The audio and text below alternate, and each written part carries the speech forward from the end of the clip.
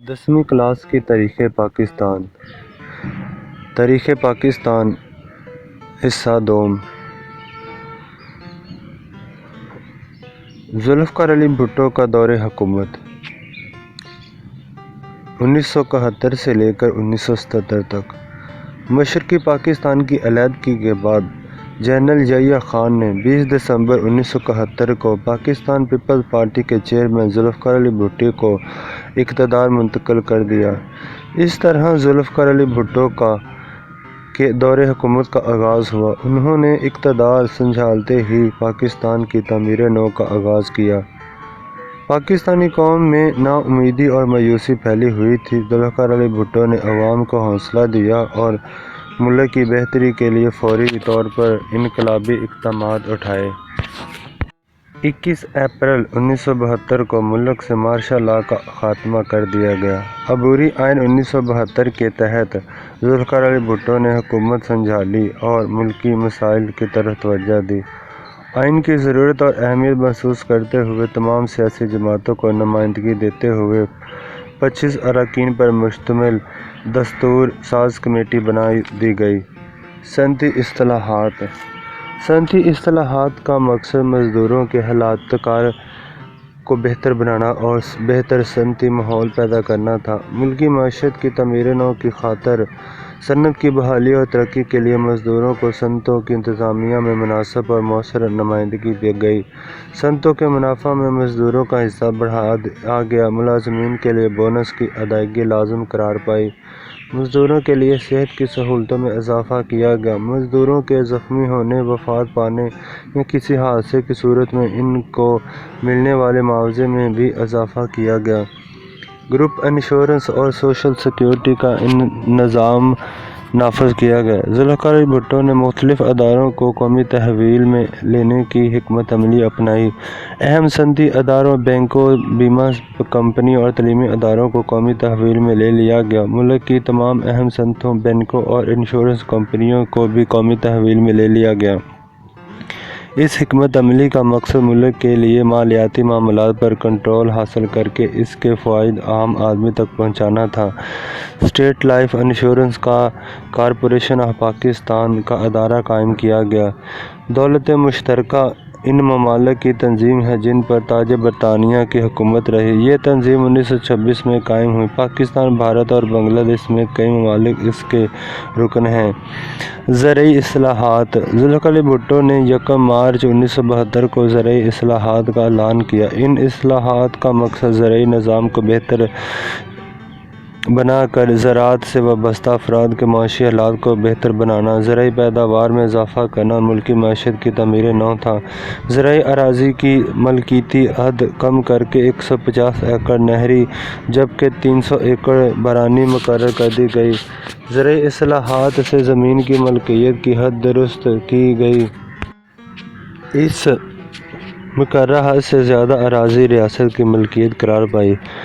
زمین سے مزارعین کی بے دخلی کا سلسلہ بند کر دیا گیا۔ جاگیرداروں اور زمینداروں سے حاصل کردہ زمین بے زمین کاشتکاروں میں بلا معاوضہ تقسیم کر دی گئی۔ تعلیمی اصلاحات ذوالفقار علی بھٹو نے 1972 میں تعلیمی اصلاحات کا اعلان کیا۔ نجی تعلیمی اداروں کو قومی تحویل میں لے لیا گیا جس سے ان اداروں میں کام کرنے والے اساتذہ اور دیگر ملازمین کی تنخواہیں سرکاری تعلیمی اداروں کے ملازمین کے برابر ہو گئیں۔ طلباء کو سستی ٹرانسپورٹ فراہم کرنے کے لیے ان کو بسوں اور ریل گاڑیوں کے کرایوں میں خصوصی رعایت دی گئی۔ اس سے تعلیمی اداروں میں طلباء کی تعداد میں خاطر خواہ اضافہ ہوا۔ طلباء کے وظائف میں اضافہ کیا گیا۔ کئی یونیورسٹیاں قائم کی گئیں۔ 1974 میں اسلام آباد میں علامہ اقبال اوپن یونیورسٹی پرانا نام پیپلز اوپن یونیورسٹی قائم کی گئی جس سے طلباء کو بذریعہ خط و کتابت تعلیم کے حصول کے مواقع ملیں۔ تعلیم بالغاں کے مراکز بھی قائم کیے گئے۔ اعلیٰ تعلیم کے حصول کے لیے اقدامات کیے گئے۔ اسکولوں اور کالجوں کو اپ گریڈ کیا گیا۔ اساتذہ کی تربیت کے لیے تربیتی ادارے کھولے گئے۔ صحت سے متعلق اصلاحات بنیادی مراکز صحت کا قیام اور غریبوں کے لیے علاج کی مفت سہولتیں۔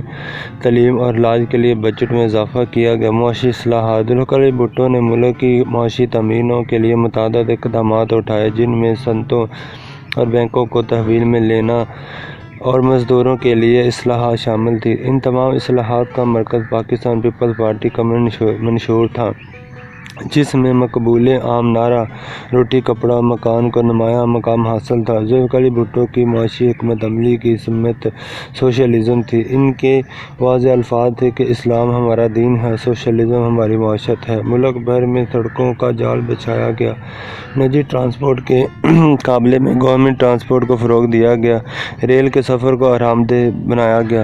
معاشرتی اصلاحات معاشرے میں امیر اور غریب کا فرق کم کرنے اور عوام کا معیار زندگی بہتر بنانے کے لیے پرخلوص اور نتیجہ خیز اقدامات اٹھائے۔ ملک میں بے چینی کی کیفیت کو ختم کرنے کے لیے اپنی تقریروں کے ذریعے سے عوام کو ہمت اور حوصلہ دیا۔ بے گھر افراد کو گھر فراہم کرنے کے لیے 5 مرحلہ اسکیم کا آغاز کیا۔ حکومت نے لاکھوں بے روزگار نوجوانوں کو مشرق وسطیٰ کے ممالک میں بھیجا۔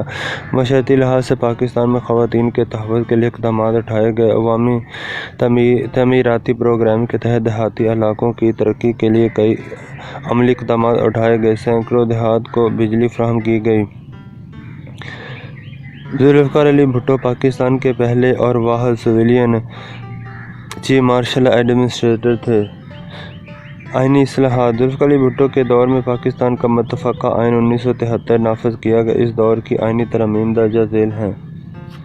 پہلی ترمیم 1974 پہلی ترمیم میں چاروں صوبوں کی حدود کے تعین کے علاوہ فاٹا کو پاکستان کا حصہ قرار دیا گیا۔ دوسری ترمیم آئینی ترمیم میں کہا گیا کہ نبوت کا جھوٹا دعویٰ دار یا حضرت محمد صلی اللہ علیہ وسلم خاتم النبیین صلی اللہ علیہ وسلم کو آخری نبی نہ ماننے والا ہرگز مسلمان نہیں ہے۔ تیسری ترمیم 1975 تیسری آئینی ترمیم میں ہر وہ شخص جو پاکستان کی سالمیت کو نقصان پہنچائے ملک دشمن قرار دیا گیا۔ چوتھی ترمیم 1975 چوتھی آئینی ترمیم کے ذریعے سے اقلیتوں کے لیے قومی اسمبلی میں اچھی نشستوں کا اضافہ کیا گیا۔ پانچویں ترمیم 1976 پانچویں آئینی ترمیم میں کہا گیا کہ رکن قومی اسمبلی یا عام انتخابات میں حصہ لینے والا بے یک وقت صوبے کا گورنر نہیں ہو سکتا۔ چھٹی ترمیم 1976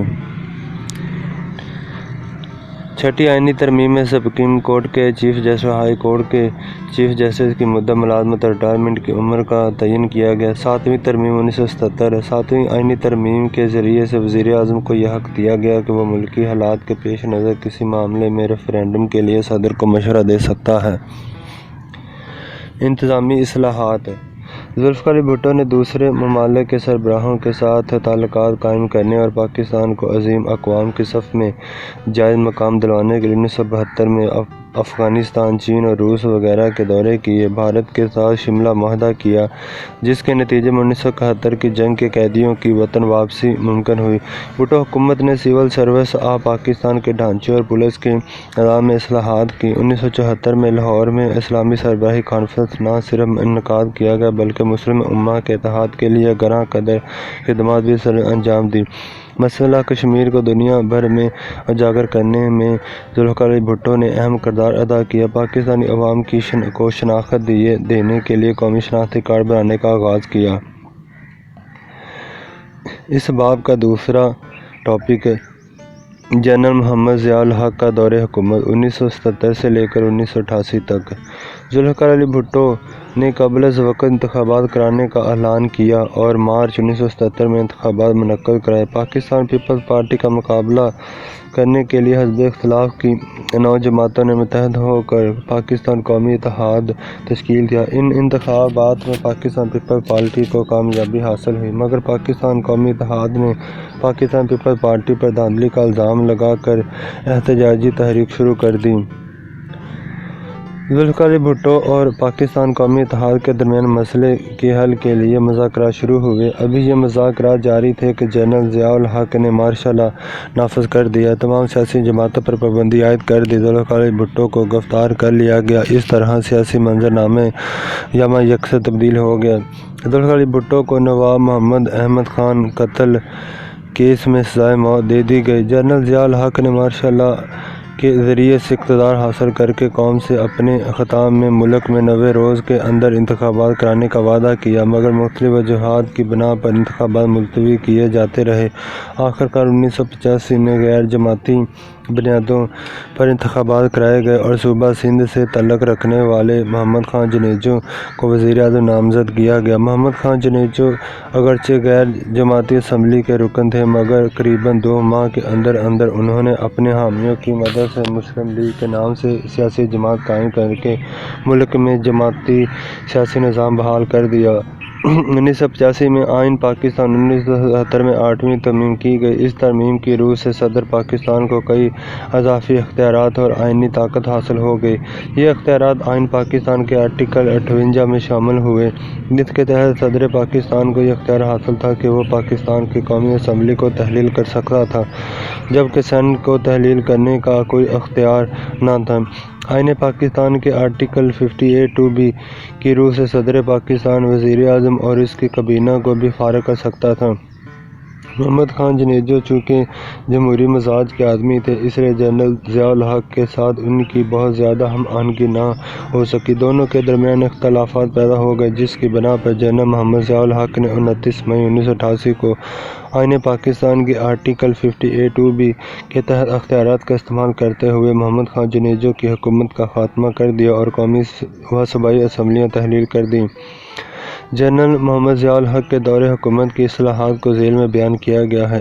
صنعتی اصلاحات: جنرل محمد ضیاء الحق نے ذوالفقار علی بھٹو کی پالیسیاں ترک کر دیں اور بہت سی صنعتیں ان کے مالکان کو واپس کر دیں۔ ان میں کاٹن فیکٹریاں، چاول اور آٹے کی ملیں وغیرہ نمایاں تھیں۔ سرمایہ کاروں کو تحفظ فراہم کیا گیا، بڑی صنعتیں زیادہ تر پرائیویٹ شعبے میں لگائی گئیں، ملکی برآمدات میں اضافہ ہوا۔ زرعی اصلاحات: زراعت کے شعبے کو ترقی دی گئی، زرعی پیداوار پر عشر نافذ کر دیا گیا، جس کی شرح بارانی علاقوں میں 10% جبکہ نہری علاقوں میں 5% تھی۔ تعلیمی اصلاحات: اسلامیات اور مطالعہ: پاکستان کے مضامین کو گریجویشن تک لازمی قرار دیا گیا۔ خواتین کے لیے الگ یونیورسٹی کے قیام کے لیے اقدامات کیے گئے۔ اسلامی نظریاتی کونسل کی تشکیل نو کی گئی۔ اخبارات، ریڈیو، ٹیلی ویژن پر اسلامی شعائر کی ترویج کا کام کیا گیا۔ غلطیوں سے پاک قرآن مجید کی طباعت کا بندوبست کیا گیا۔ ملک میں خواندگی کی شرح میں اضافے کے لیے تعلیمی ترقی اور تعلیم بالغاں کے پروگرام شروع کیے گئے۔ صحت سے متعلق اصلاحات: ملک میں صحت کی سہولیات کی فراہمی کے لیے پروگرام شروع کیا گیا، جس میں دیہی علاقوں میں بنیادی صحت کے مراکز کے علاوہ لیڈی ہیلتھ ورکرز کے ذریعے سے طبی سہولیات کی فراہمی کا آغاز کیا گیا۔ معاشی اصلاحات: 1980 سے زکوٰۃ کا نظام سرکاری سطح پر نافذ کر دیا گیا۔ یکم رمضان المبارک کو بینک کے مسلمان کھاتہ داروں کے اکاؤنٹ سے 2.5% سالانہ کے حساب سے زکوٰۃ کاٹی جانے لگی۔ سود سے پاک بینک کاری کا نظام قائم کیا گیا۔ تمام بینکوں میں نفع و نقصان میں شراکت داری کی بنیاد پر اکاؤنٹ کھولے گئے۔ معاشرتی اصلاحات: 1970 سے 1988 کے دوران میں جنرل ضیاء الحق نے پاکستان میں اسلامی معاشرے کے قیام کے لیے متعدد اقدامات کیے۔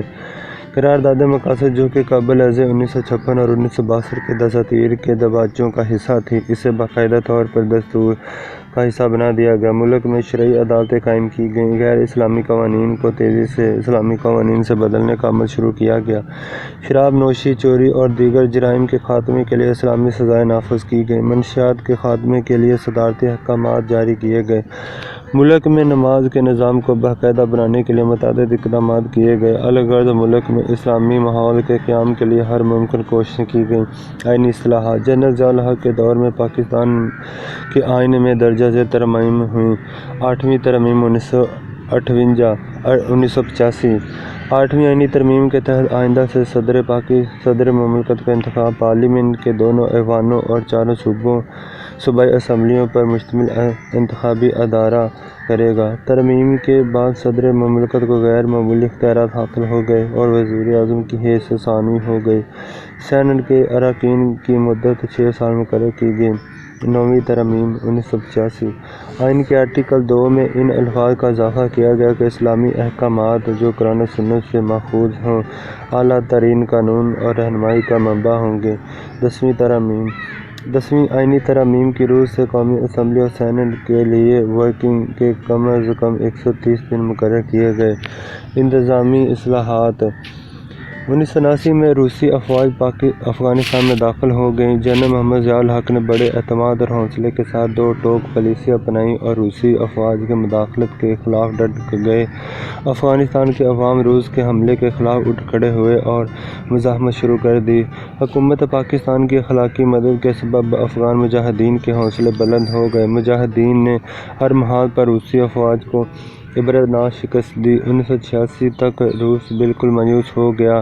جب اسے اپنی شکست صاف نظر آنے لگی تو وہ مذاکرات کی میز پر آ گیا۔ چنانچہ جنگ بندی کے لیے اپریل 1988 میں امریکا اور روس کے درمیان جنیوا، سوئٹزرلینڈ کے شہر میں ایک معاہدہ طے پایا۔ پاکستان بھی اس معاہدے کا حصہ تھا۔ روس نے اپنی شکست تسلیم کر لی اور اس نے وعدے کے مطابق 15 فروری 1979 کو اپنی فوجیں افغانستان سے واپس بلا لیں۔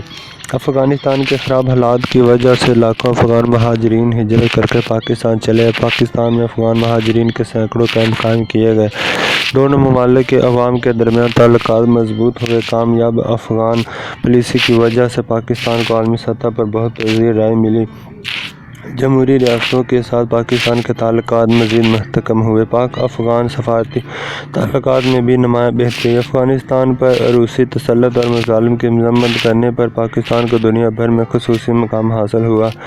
افغان مسئلے پر جنرل محمد ضیاء الحق کی خدمات کو عالمی سطح پر سراہا گیا۔ انہوں نے اسلامی سربراہی کانفرنس اور مسلم امہ کے اتحاد سے متعلق سرگرمیوں میں بھرپور شرکت کی۔ اسلامی کانفرنس کے نمائندے کی حیثیت سے اقوام متحدہ کی جنرل اسمبلی سے خطاب بھی کیا۔ بینظیر کا دورِ حکومت پہلا 1980 تا 1990 جنرل ضیاء الحق اپنے ساتھیوں کے ہمراہ بہاولپور سے واپسی پر فضائی حادثے میں 17 اگست 1988 کو جاں بحق ہو گئے۔ اس طرح جنرل ضیاء الحق کے 11 سالہ دورِ اقتدار کا خاتمہ ہوا۔ سینٹ کے چیئرمین غلام اسحاق خان نے فوری طور پر صدر مملکت کا عہدہ سنبھالا اور ملک میں قیادت کے بحران کو حل کیا۔ صدر مملکت غلام اسحاق خان نے 1988 میں جماعتی بنیادوں پر انتخابات منعقد کرائے۔ پاکستان پیپلز پارٹی سمیت کثیر تعداد میں سیاسی جماعتوں نے انتخابات میں حصہ لیا۔ انتخابات میں محترمہ بینظیر بھٹو کی قیادت میں پاکستان پیپلز پارٹی کو مرکز، صوبہ سندھ اور صوبہ سرحد خیبر پختونخوا میں کامیابی حاصل ہوئی۔ اس طرح مرکز اور 2 صوبوں میں پاکستان پیپلز پارٹی کی حکومت قائم ہوئی۔ محترمہ بینظیر بھٹو نے اسلامی دنیا کی پہلی خاتون وزیر اعظم کی حیثیت سے 2 دسمبر 1988 کو حلف اٹھایا۔ پنجاب میں اسلامی جمہوری اتحاد نے حکومت بنائی۔ محترمہ بینظیر بھٹو کی حکومت کے قیام کو حقیقی معنوں میں عوامی حکومت کی بحالی قرار دیا گیا۔ اس دور کی اہم اصلاحات کی تفصیل کچھ یوں ہے۔ صنعتی اصلاحات محترمہ بینظیر بھٹو کے دور میں ملک میں بہت سی صنعتیں لگائی گئیں۔ آٹو موبائل اور ٹیکسٹائل کی صنعت نے ترقی کی۔ زرعی اصلاحات زراعت کے شعبے کو ترقی دی گئی۔ زرعی پیداوار میں اضافے کے لیے بیج، کھاد اور زرعی ادویات خریدنے کے لیے کسانوں کو آسان شرائط پر قرضے دیے گئے۔ تعلیمی اصلاحات تعلیمی اداروں میں مختلف سہولیات فراہم کی گئیں اور خواتین کی تعلیم پر خصوصی توجہ دی گئی۔ صحت سے متعلق اصلاحات شہروں اور دیہی علاقوں میں صحت کی سہولیات کی فراہمی کے لیے بہت سے پروگرام شروع کیے گئے۔ معاشی اصلاحات بینظیر بھٹو کی حکومت نے پلیسمنٹ بیورو کے نام سے ایک ادارہ قائم کیا جس نے ہزاروں لوگوں کو ملازمت ملی۔ معاشرتی اصلاحات لوگوں کا معیار زندگی بہتر بنانے، ملک کی ترقی اور سماجی بہبود کے لیے بینظیر بھٹو کی حکومت نے پیپلز ورکس پروگرام شروع کیا۔ آئینی اصلاحات محترمہ بینظیر بھٹو کی حکومت کے پہلے دور میں 11ویں ترمیم 1979 میں پیش ہوئی۔ یہ قومی اور صوبائی اسمبلیوں میں خواتین کی نشستوں کے حوالے سے تھی۔ انتظامی اصلاحات ذوالفقار علی بھٹو کے دور میں 1972 میں پاکستان نے دولت مشترکہ سے علیحدگی اختیار کر لی تھی۔ 1979 میں بینظیر بھٹو کے دور حکومت میں پاکستان دوبارہ دولت مشترکہ کا رکن بنا۔ بینظیر بھٹو کی حکومت نے پڑوسی ممالک کے ساتھ اچھے تعلقات قائم کرنے کی پالیسی پر عمل کیا۔ بھارتی وزیر اعظم راجیو گاندھی نے پاکستان میں منعقد ہونے والی 4تھی سارک سربراہی کانفرنس میں شرکت کی۔ اس موقع پر حکومت وقت نے بھارت سمیت تمام پڑوسی ممالک کے ساتھ بہتر تعلقات کی خواہش کا اظہار کیا۔ بینظیر بھٹو کے دور حکومت میں دسمبر 1988 میں صدارتی انتخابات کا انعقاد ہوا، جس میں غلام اسحاق خان صدر پاکستان منتخب ہوئے۔ حکومت کا خاتمہ۔ یہ حکومت 20 ماہ سے زیادہ نہ چل سکی۔ صدر مملکت غلام اسحاق خان نے محترمہ بینظیر بھٹو کی حکومت پر بہت سے الزامات عائد کرتے ہوئے آئین کی دفعہ 58(2)(b) کو استعمال کرتے ہوئے ان کی حکومت کا خاتمہ کر دیا۔ مرکزی اور صوبائی اسمبلیاں تحلیل کر دی گئیں۔ بینظیر بھٹو کا دوسرا دور حکومت 1993 سے 1996۔ 1993 کے عام انتخابات میں پاکستان پیپلز پارٹی نے اکثریت حاصل کی۔ پاکستان پیپلز پارٹی نے دیگر اتحادیوں کے ساتھ مل کر مرکز، سندھ، پنجاب اور سرحد میں حکومت بنائی۔ محترمہ بینظیر بھٹو کی حکومت اس مرتبہ زیادہ پراعتماد و مستحکم تھی۔ انہوں نے متعدد اصلاحات کے ذریعے سے ملکی ترقی کے عمل کو آگے بڑھایا۔ ان میں سے چند درجہ ذیل ہیں۔ صنعتی اصلاحات۔ ملک میں صنعتیں لگانے پر بہت سی رعایتیں دینے کا اعلان کیا گیا، لیکن عوام پر بھاری ٹیکس لگا دیے گئے۔ ملکی صنعتیں اور معاشی بحران کا شکار رہا۔ زرعی اصلاحات۔ بینظیر بھٹو کے دوسرے دور حکومت میں کسانوں کو قرض دینے کے لیے کسان بینک قائم کیا گیا اور عوامی ٹریکٹر اسکیم کے ذریعے سے کسانوں کو ٹریکٹر فراہم کیے گئے۔ زرعی ترقیاتی بینک اور دیگر کمرشل بینکوں نے بھی زرعی قرضے جاری کیے۔ ان قرضوں سے کسان بیج، کھاد اور فصلوں پر چھڑکنے والی ادویات وغیرہ خریدنے کے قائل ہوئے۔ تعلیمی اصلاحات۔ پرائمری تعلیم اور خواتین کی تعلیم پر خصوصی توجہ دی گئی۔ ساتھ کے لیے مختلف امارات کا اعلان کیا گیا۔ تعلیمی اداروں میں سہولتوں کی فراہمی کے لیے مختلف اقدامات کیے گئے۔ صحت سے متعلق اصلاحات۔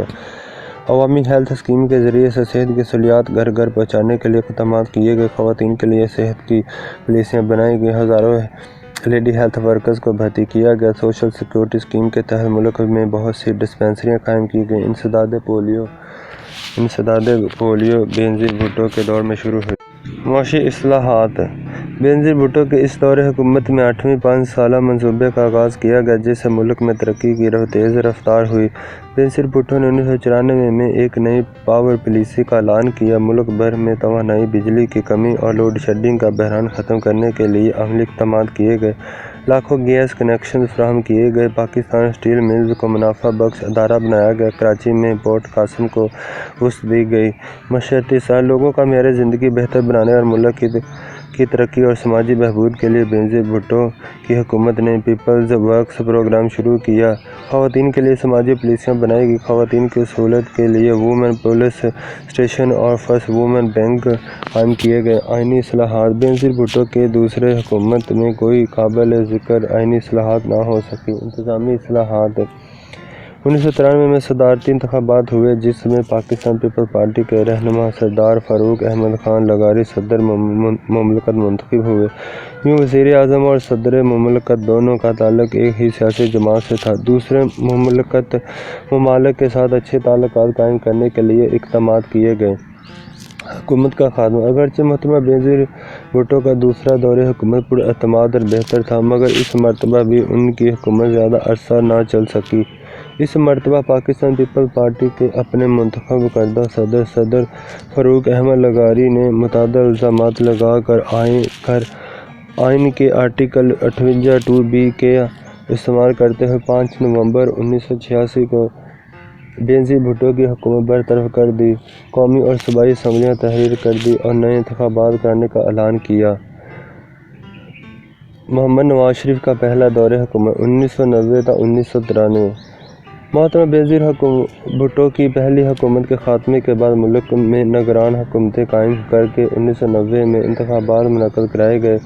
ان انتخابات میں اسلامی جمہوری اتحاد کے میاں محمد نواز شریف وزیر اعظم منتخب ہوئے۔ میاں محمد نواز شریف نے وزیر اعظم بننے کے بعد اپنی حکومت مستحکم کرانے اور ملک کو معاشی و سیاسی بحران سے نکالنے کے لیے متعدد اصلاحات کی، جن میں سے چند درجہ ذیل ہیں۔ صنعتی اصلاحات۔ 1990 میں صنعتی پالیسی کا اعلان کیا گیا، جس کے تحت نجی شعبے کی حوصلہ افزائی کی گئی۔ 1991 میں نجکاری کمیشن قائم کیا گیا۔ اس کا مقصد خسارے میں چلنے والے قومی اداروں کی نجکاری کے عمل کو آگے بڑھانا تھا۔ زرعی اصلاحات۔ 1991 میں حکومت نے کسانوں کے لیے زرعی پالیسی کا اعلان کیا اور کسانوں کی ترقی کے لیے 10 کروڑ روپے مختص کیے۔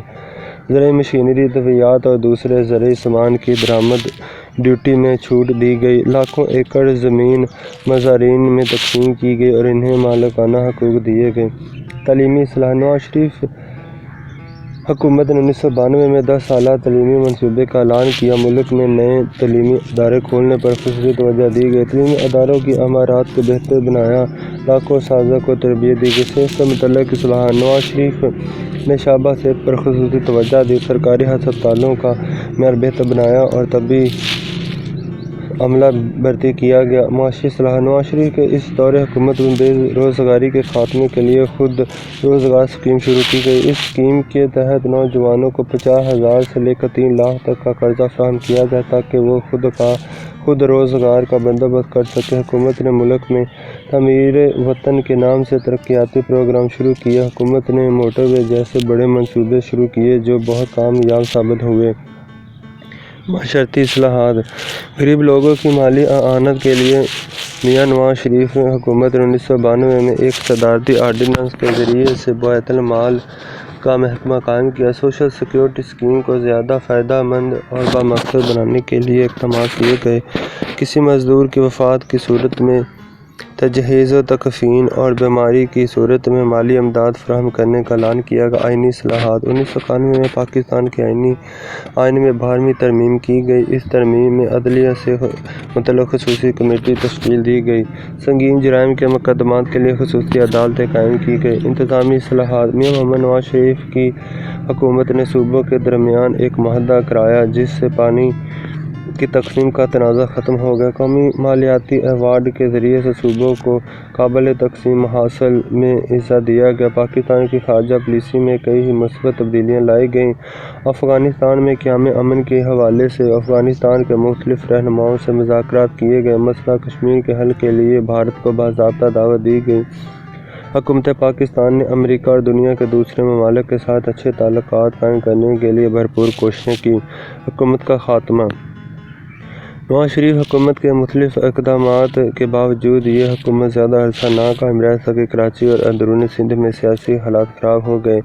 وزیر اعظم میاں محمد نواز شریف اور صدر غلام حسن اسحاق خان کے درمیان تعلقات بھی خوشگوار نہ رہے، جس کا نتیجہ یہ نکلا کہ صدر پاکستان غلام حسن اسحاق نے 18 اپریل 1993 کو آئین کی شکل 58(2)B کا سہارا لے کر میاں محمد نواز شریف کی حکومت کو برطرف کر دیا۔ قومی اور صوبائی اسمبلیاں تحلیل کر دیں۔ اس طرح میاں محمد نواز شریف کی حکومت اپنے اختتام کو پہنچی۔ ملک میں جاری سیاسی کشمکش کی وجہ سے صدر غلام حسن اسحاق خان کو بھی صدر پاکستان کا عہدہ چھوڑنا پڑا۔ محمد نواز شریف کا دوسرا دور حکومت 1997 تا 1999۔ 1997 میں ملک میں عام انتخابات منعقد ہوئے جس کے نتیجے میں مرکز میں میاں محمد نواز شریف وزیر اعظم اور پنجاب میں میاں محمد شہباز شریف وزیر اعلیٰ بنے۔ محمد رفیق تاڑ کو صدر پاکستان بنایا گیا۔ اس طرح نواز شریف کو پنجاب اور مرکز میں مضبوط اور پراعتماد فضا میسر آئی۔ میاں محمد نواز شریف نے حزب اختلاف کو ساتھ ملا کر آئین میں 13ویں ترمیم کی جس کے نتیجے میں صدر مملکت کے خصوصی اختیارات کو محدود کرکے وزیر اعظم کے اختیارات میں اضافہ کیا گیا۔ اس طرح سے 58(2)B شق کو نکال دیا گیا جس کے ذریعے سے کوئی بھی صدر کسی بھی اسمبلی کو کسی وقت بھی برخاست کر سکتا تھا۔ اس دور حکومت کی اہم اصلاحات درج ذیل ہیں۔ صنعتی اصلاحات۔ میاں نواز شریف کی اس دور حکومت میں کئی صنعتی اشیاء پر جنرل ٹیکس نافذ کر دیا گیا۔ ٹیکس کی وصولی کے لیے کئی افسر بھرتی کیے گئے۔ ہزاروں تاجروں کے اثاثے کی چھان بین کی گئی۔ اشیاء کی قیمتوں میں اضافے کا بوجھ صارفین کو برداشت کرنا پڑا۔ زرعی اصلاحات۔ زراعت کی ترقی کے لیے خصوصی اقدامات کیے گئے۔ کسانوں کو قرضے فراہم کرنے کے علاوہ انہیں رعایتی قیمت پر کھاد اور بیج وغیرہ مہیا کیے گئے۔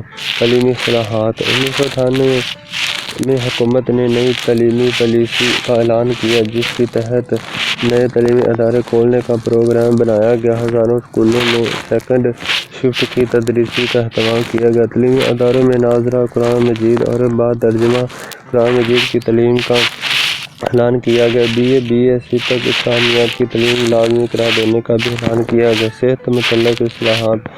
لوگوں کو علاج معالجہ کی سہولتیں دینے کے لیے کئی نئے ہاسپٹل اور ڈسپنسریاں کھولی گئیں، میڈیکل اسٹاف کے جدید خطوطوں پر تربیت کا بندوبست کیا گیا۔ معاشی اصلاحات: حکومت نے لوگوں کو چھوٹے مکانات کی تعمیر کے لیے قرضے فراہم کرنے کا بندوبست کیا۔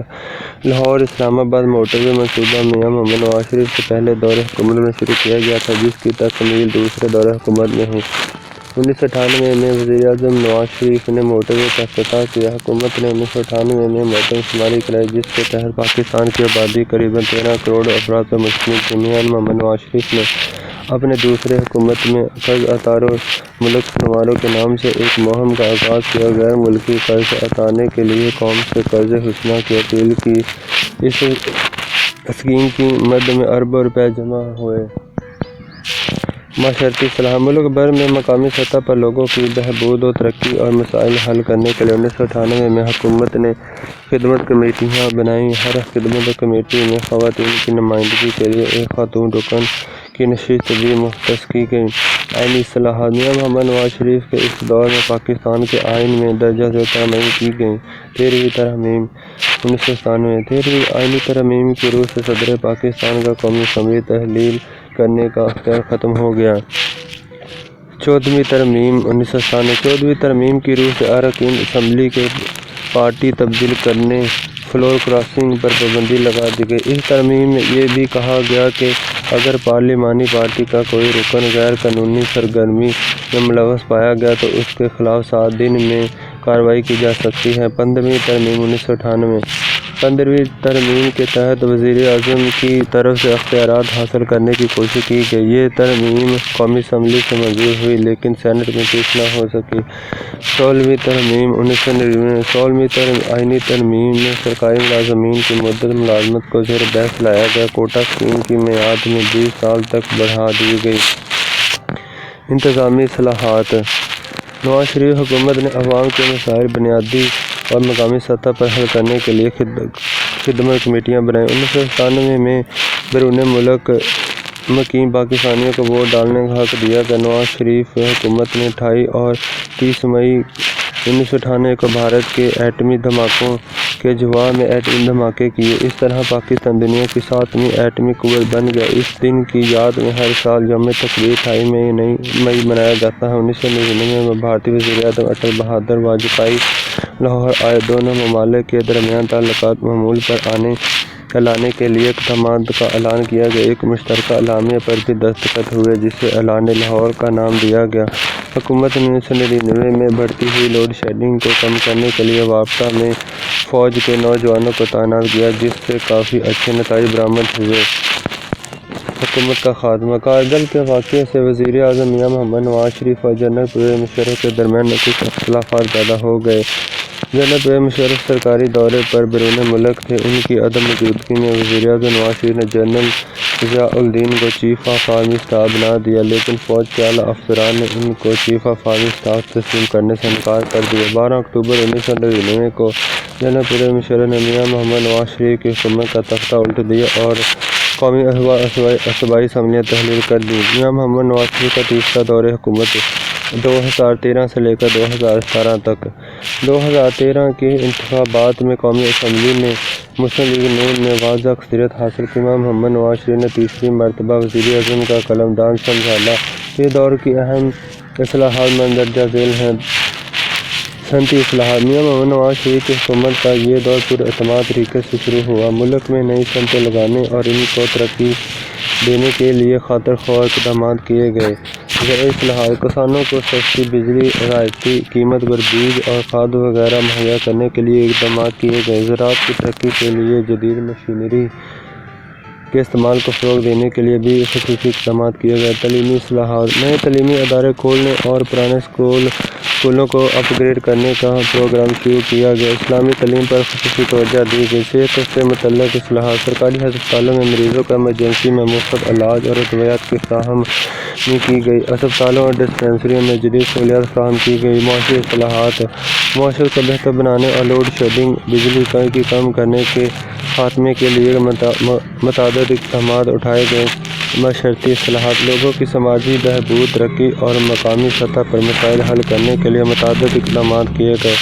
آئینی اصلاحات: میاں محمد نواز شریف کے تیسرے دور میں پاکستان کے آئین میں درجہ ذیل ترامیم کی گئی۔ 21ویں ترمیم 2015 پشاور میں سانحہ آرمی پبلک اسکول کے بعد ملٹری کورس کا قیام عمل میں لایا گیا۔ 22ویں ترمیم 2016 چیف الیکشن کمیشن پاکستان کی اہلیت اور دائرہ اختیار میں اس طرح تبدیلی کی گئی کہ بیوروکریٹس اور ٹیکنوکریٹس بھی الیکشن کمیشن پاکستان کے ممبر بن سکتے ہیں۔ 23ویں ترمیم 2015 میں قومی اسمبلی نے 21ویں ترمیم میں 2 سال کے لیے ملٹری کورس قائم کیے۔ یہ 2 سال کا دورانیہ 6 جنوری 2017 کو ختم ہو گیا۔ اس ترمیم میں ملٹری کورس کے دورانیے کو مزید 2 سال کے لیے 6 جنوری 2019 تک بڑھا دیا گیا۔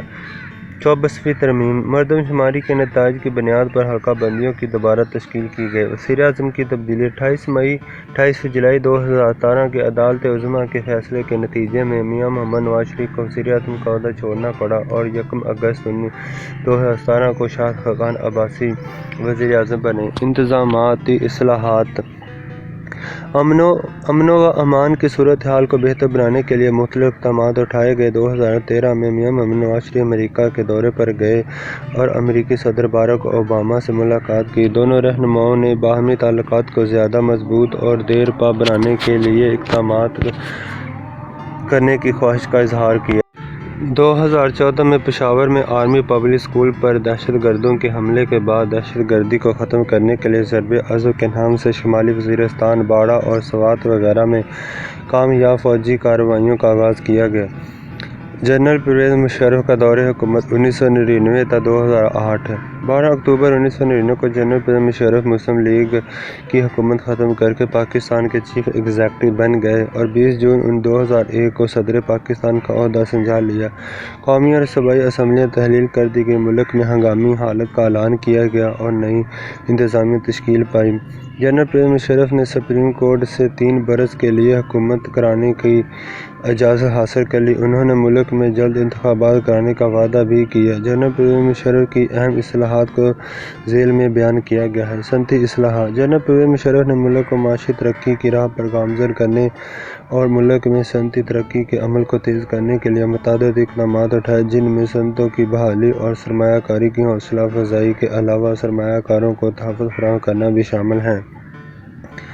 مشرف دور حکومت میں ملک میں کئی نئی صنعتیں بھی قائم کی گئیں، جن میں موٹر گاڑیوں کی صنعت، موٹر سائیکل کی صنعت، چینی کی صنعت، کیمیکل کی صنعت، بنیادی ضروریات کا سامان بنانے کی صنعتیں، بحالی کا سامان بنانے کی صنعت، سیمنٹ کی صنعت اور فولاد سازی کی صنعت قابل ذکر ہیں۔ ان صنعتوں کے قیام سے پاکستان معیشت میں بہتری آئی۔ بجلی کی مسلسل فراہمی کے لیے تھرمل پلانٹس کو گیس اور کوئلے کے پلانٹس میں تبدیل کرنے کے منصوبے کیے گئے۔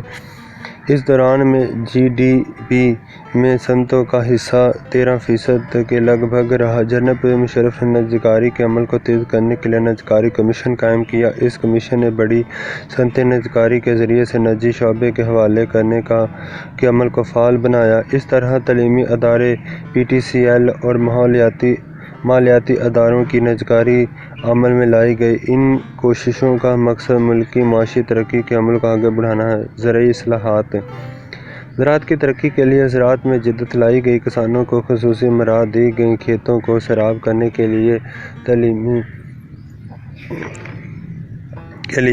کھالوں کو پختہ کیا گیا۔ تعلیمی اصلاحات روشن خیالی اور اعتدال پسندی کے تحت تعلیمی نصاب کو تبدیل کر دیا گیا۔ پہلی مرتبہ دینی مدارس کے طلباء کو کمپیوٹر سائنس اور دوسرے سائنسی مضامین پڑھانے کا آغاز کیا گیا۔ صحت سے متعلق اصلاحات شعبہ صحت کو جدید خطوط پر استوار کیا گیا۔ لوگوں کو علاج و معالجے کی بہتر سہولتیں دینے کے لیے اقدامات کیے گئے۔ مریضوں کو ہسپتال پہنچانے کے لیے خصوصی ایمبولینس سروس ریسکیو 112 شروع کی گئی۔ معاشی اصلاحات جنرل پرویز مشرف کے دور حکومت میں تمام تر حکمت عملی معاشی ترقی کی سمت رہی۔ جنرل پرویز مشرف نے جب اقتدار سنبھالا اس وقت پاکستان کے ایٹمی دھماکوں کے عالمی رد عمل کی وجہ سے معیشت پر منفی اثرات مرتب ہو رہے تھے۔ 11 ستمبر 2001 کو امریکہ کے شہر نیو یارک میں ورلڈ ٹریڈ سینٹر پر حملہ بھارت کی طرف سے ملنے والی دھمکیوں اور افغانستان میں خانہ جنگی کے باوجود پاکستان کی اقتصادی صورتحال بہتر رہی۔ امریکہ میں دہشت گردی کے واقعات کے باعث پاکستان اہمیت اختیار کر گیا۔ مغربی ممالک کی امداد کے باعث پاکستان کی معیشت کو سہارا ملا اور معاشی ترقی کی رفتار قریباً 7% رہی۔ مجموعی طور پر اس دور کو معاشی لحاظ سے مستحکم دور کہا جا سکتا ہے۔ معاشرتی اصلاحات: جناب پرویز مشرف کے دور میں روشن خیالی اور اعتدال پسندی جیسی اصلاحات کا بہت چرچا رہا۔ اس نے پاکستان میں آزادانہ پالیسی اختیار کی۔ یہ وہ دور تھا جب ایک جانب افغانستان میں سوویت یونین کے بعد امریکہ کی مداخلت نے حالات خراب کیے تو دوسری طرف ملک میں انتہا پسندی اور شدت پسندی کا زور تھا۔ ملک میں بہت سی نجی ٹیلی ویژن چینلز متعارف کرائے گئے، کئی اخبارات اور نئے رسائل کا اجراء کیا گیا۔ ایئر فورس میں پہلی بار فلائنگ فائٹر کی حیثیت سے خواتین کو شامل کیا گیا۔ آرمی میں میڈیکل کور کے علاوہ بہت سے بحیثیت کیڈٹ اور انجینئر خواتین کی بھرتی کی گئی۔ خواتین کو بطور ٹریفک وارڈن بھرتی کیا گیا۔ ایک خاتون ڈاکٹر شمشاد اختر کو governor state bank of Pakistan بنایا گیا۔ مشرف دور حکومت میں خواتین کے لیے قومی اور صوبائی اسمبلیوں کی نشستیں مختص کی گئیں۔ خود کفالت اور روزگار اسکیم کے تحت خواتین کو بینکوں سے آسان شرائط پر قرضے دیے گئے۔ آئینی اصلاحات: جناب پرویز مشرف کے دور میں پاکستان کے آئین میں 17ویں ترمیم 2003 کی گئی، جس کے تحت صدر پاکستان کو قومی اسمبلی اور صوبائی اسمبلیاں تحلیل کرنے کے اختیارات واپس مل گئے۔ انتظامی اصلاحات: جناب پرویز مشرف نے 14 اگست 2001 سے مقامی حکومتوں کا نظام نافذ کیا۔ یہ نظام مقامی حکومتوں کے قیام اور اختیارات کی نچلی سطح تک منتقلی کو یقینی بنانے کے لیے نافذ کیا گیا۔ اس نظام کے 3 بنیادی مقاصد تھے: وسائل کی ضلعی کی سطح پر دستیابی، مقامی معاملات مقامی سطح پر حل کرنا، اختیارات کی نچلی سطح پر منتقلی۔ اس نظام کی بنیاد اکائی یونین کونسل کو قرار دیا گیا۔ یونین کونسل کا سربراہ ناظم ہوتا تھا۔ تحصیل یا ٹاؤن کونسل کا رتبہ یونین کونسل سے بلند تھا۔ تحصیل یا ٹاؤن کی یونین کونسلوں کے تمام نائب ناظمین اس کونسل کے اراکین ہوتے تھے۔ ضلعی کی سطح پر ضلع کونسل کا قیام عمل میں لایا گیا۔ ضلع کی سطح تمام یونین کونسلوں کے ناظمین ضلع کونسل کے رکن ہوتے تھے۔ ضلع کونسل کا سربراہ ناظم ہوتا تھا۔ عام انتخابات 2002: جناب پرویز مشرف نے اپنے اقتدار کے 3 برس مکمل ہونے پر 2002 میں ملک میں عام انتخابات منعقد کروائے۔ صدارتی حکم کے تحت منعقد ہونے والے انتخابات میں قومی اسمبلی کے 342 اراکین کا انتخاب عمل میں لایا گیا۔ 272 عام ووٹوں کے ذریعے سے 60 خواتین اور 10 اقلیتی نشستیں بذریعہ کوٹہ مختص کی گئیں۔ انتخابات میں حصہ لینے کی بنیادی اہلیت کم از کم BA مقرر کی گئی۔ اس کے علاوہ عام نشستوں پر انتخابات میں حصہ لینے کے لیے مسلمان ہونے کی شرط بھی ختم کر دی گئی۔ ان انتخابات میں مسلم لیگ قائداعظم نے اکثریت حاصل کی۔ بلوچستان سے تعلق رکھنے والے امیر ظفر اللہ خان جمالی کو وزیر اعظم منتخب کیا گیا۔ امیر ظفر اللہ خان جمالی کی حکومت بھی محض 1.5 برس چل سکی اور انہوں نے اپنی سیاسی پارٹی کے فیصلے کے مطابق استعفیٰ دے دیا۔ ان کی جگہ عبوری مدت کے لیے چودھری شجاعت حسین وزیر اعظم بنے۔ چودھری شجاعت حسین نے وزیر اعظم کی حیثیت سے الگ اٹھاتے ہوئے اعلان کیا کہ وہ صرف عبوری دور کے لیے وزیر اعظم بنے ہیں اور مستقبل کے وزیر اعظم ان کے وزیر خزانہ شوکت عزیز ہوں گے۔ شوکت عزیز ممبر قومی اسمبلی منتخب ہونے کے بعد وزیر اعظم بنے۔ میر ظفر اللہ خان جمالی صوبہ بلوچستان سے تعلق رکھنے والے پاکستان کے واحد وزیر اعظم ہیں جو 2002 کے عام انتخابات کے بعد وزیر اعظم بنے۔ سید یوسف رضا گیلانی کا دور حکومت 2008 سے لے کر 2012 تک۔ 2008 کے عام انتخابات میں پاکستان پیپلز پارٹی نے اکثریت حاصل کی اور سید یوسف رضا گیلانی وزیر اعظم بنے۔ وہ 2012 تک وزارت عظمیٰ کے عہدے پر فائز رہے۔ اس دور کی اہم اصلاحات درج ذیل ہیں: صنعتی اصلاحات: صنعتی ترقی کے لیے متعدد اقدامات کیے گئے لیکن بجلی اور گیس کا شدید بحران رہا۔ تیل کی قیمتوں میں اضافہ ہوا۔ زرعی اصلاحات: کسان دوست اقدامات میں 10,000 چھوٹے کاشتکاروں کو رعایتی ٹریکٹرز کی فراہمی، اجناس کی امداد، قیمتوں میں اضافے اور دیگر اقدامات کیے گئے۔ تعلیمی اصلاحات: حکومت نے national commission for human development کے ذریعے سے بالغ افراد کو تعلیم فراہم کرنے کے لیے تعلیم بالغ پروگرام شروع کیا گیا۔ دہشت گردی سے متاثرہ علاقوں میں تباہ شدہ تعلیمی اداروں کی تعمیر نو کے لیے اقدامات کیے گئے۔ صحت سے متعلق اصلاحات: لوگوں کو صحت کی بہتر سہولیات فراہم کرنے کے لیے ہسپتالوں میں ڈاکٹر، نرسیں اور دیگر میڈیکل اسٹاف بھرتی کیا گیا اور ان کی تنخواہوں میں اضافہ کیا گیا۔ معاشی اصلاحات: اس دور کے اہم اقدامات میں ساتواں قومی مالیاتی ایوارڈ، بے نظیر انکم سپورٹ پروگرام، وسیلہ حق پروگرام، خواتین کی ترقی و تحفظ اور خواتین کے لیے سرکاری ملازمتوں میں 10% کوٹا مختص کرنا جیسے اقدامات شامل تھے۔ سید یوسف رضا گیلانی کو پاکستان کی تاریخ میں اب تک سب سے طویل مدت کے لیے وزیر اعظم رہنے کا اعزاز ہے۔ معاشرتی اصلاحات: خواتین کی ترقی و تحفظ کے حوالے سے گھریلو تشدد اور دفاتر میں خواتین کو ہراساں کرنے پر سزا کے قوانین کی منظوری اور غربت کو کم کرنے کے لیے اقدامات کیے گئے۔ آئینی اصلاحات: سید یوسف رضا گیلانی کے دور میں پاکستان میں آئین میں درجہ ذیل ترامیم کی گئیں۔ 18ویں ترمیم 2010 18ویں آئینی ترمیم 2010 میں منظور ہوئی، جس کے ذریعے سے صوبہ سرحد کا نام بدل کر خیبر پختونخوا رکھ دیا گیا۔ وفاق اور صوبوں کے درمیان کنکرنٹ لسٹ کو ختم کر دیا گیا۔ اعلیٰ عدالتوں کے ججوں کے تقرر کے لیے جوڈیشل کمیشن آف پاکستان اور ایک پارلیمانی کمیٹی بنائی گئی۔ 19ویں ترمیم 2010 اس ترمیم کے منظور ہونے کے بعد جوڈیشل کمیشن اراکین کی تعداد 7 سے بڑھ کر 9 ہو گئی۔ 20ویں ترمیم 2012 اس ترمیم کے تحت سینٹ، قومی اسمبلی اور صوبائی اسمبلیوں کے 28 ممبران کے ضمنی انتخابات کو قانونی تحفظ فراہم کرنا تھا۔ انتظامی اصلاحات: دہشت گردی کے خلاف جنگ کامیابی سے جاری رہی۔ آغاز حقوق بلوچستان کے تحت بلوچستان کو جائز حقوق دیے گئے۔ گلگت بلتستان کی داخلی خود مختاری سمیت متعدد اقدامات کیے گئے۔ حکومت کا خاتمہ: 9 جون 2012 کو توہین عدالت کے مقدمہ میں سپریم کورٹ کے فیصلے کے تحت سید یوسف رضا گیلانی کو اپنا عہدہ چھوڑنا پڑا۔ اس کے بعد راجہ پرویز اشرف 2013 تک وزیر اعظم رہے۔ پاکستان کے عام انتخابات 2018: قومی اسمبلی اور 4 صوبائی اسمبلیوں کے اراکین کا انتخاب کرانے کے لیے پاکستان میں عام انتخابات 25 جولائی 2018 کو منعقد ہوئے۔ ان عام انتخابات میں عمران خان کی جماعت پاکستان تحریک انصاف نے برتری حاصل کی اور عمران خان پاکستان کے وزیر اعظم بنے۔ پاکستان تحریک انصاف وفاق کے علاوہ خیبر پختونخوا پنجاب میں بھی اپنی حکومت بنانے میں کامیاب ہوئی۔ اس حکومت نے متعدد اصلاحات کا آغاز کیا۔ صنعتی اصلاحات: توانائی کے مسئلے کی وجہ سے صنعتیں بحران کا شکار تھیں۔ ان کی ترقی کے لیے بجلی، گیس و تیل کی قیمتوں کو کنٹرول کیا گیا۔ مستقل بنیادوں پر صارفین کو سستی بجلی کی فراہمی کے لیے حکومت نے بجلی پیدا کرنے والے خود مختار اداروں کے ساتھ بنیادی معاہدے پر نظر ثانی کے لیے مذاکرات کا آغاز کیا۔ زرعی اصلاحات: کاشتکاروں کو زراعت کی ترقی کے لیے قرض دیے گئے۔ کھیتوں سے تجارتی منڈیوں تک پختہ سڑکیں تعمیر کی گئیں۔ تعلیمی اصلاحات: تعلیم کی ترقی کے لیے ایک قوم کے ایک نصاب کے اصول پر نیا نصاب ترتیب دیا گیا، جس میں پہلے مرحلے میں پہلی جماعت سے 5ویں جماعت تک یکساں نصاب اور کتب مرتب کی گئیں۔ دوسرے مرحلے میں 6 سے 8ویں جماعت تک کا نصاب اور کتب، جبکہ تیسرے مرحلے میں 9ویں سے 12ویں جماعت تک کا نصاب اور کتب شامل ہیں۔